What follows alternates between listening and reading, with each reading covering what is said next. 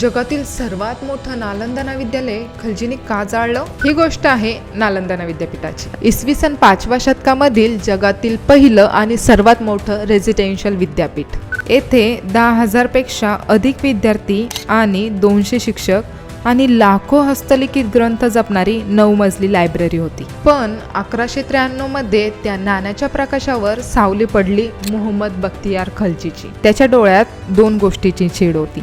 पहिली बौद्ध संस्थांबद्दलचा धार्मिक द्वेष आणि दुसरी भारतीयांची वाढणारी बुद्धिमत्ता, संस्कृती आणि सामर्थ्य. खलजीला भीती होती की जिथं इतकं ज्ञान वाढतंय तिथले लोक कधीच गुलाम होणार नाही आणि जिथे लोक हुशार असतात तिथे आक्रमकाचं राज्य कधीच टिकत नाही. आणि त्याने आदेश दिला, नालंदा जाळा.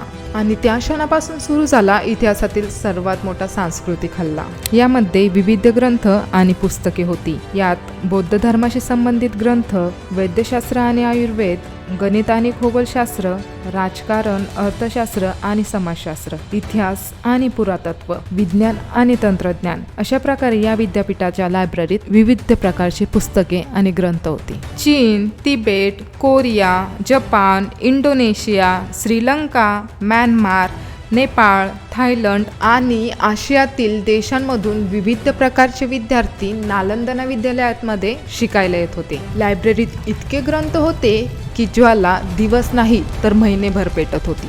शत्रूने नालंदा का जाळलं? कारण इथे ज्ञान होतं आणि ज्ञानामुळे अत्याचार टिकत नाही. त्या ज्वालांनी आपल्याला एक शिकवलं, ज्ञान जपा, कारण जगात सर्वात जास्त भीती ज्ञानाची असते. तुम्हाला जर ही माहिती आवडली असेल तर नक्की लाईक आणि शेअर करा.